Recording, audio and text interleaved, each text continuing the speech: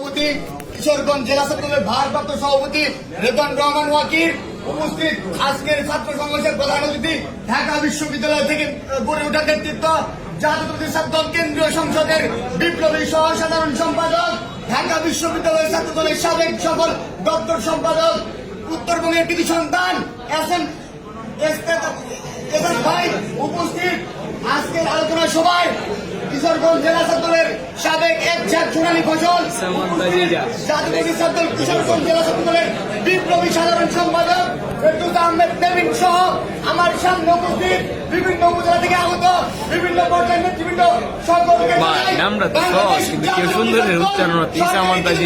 পক্ষ থেকে ব্যক্তিগত পক্ষ থেকে প্রাণঢালা শুভেচ্ছা ও সংগ্রামী সালাম। আসসালামু আলাইকুম। প্রিয় ভাই আমার, আপনারা জানেন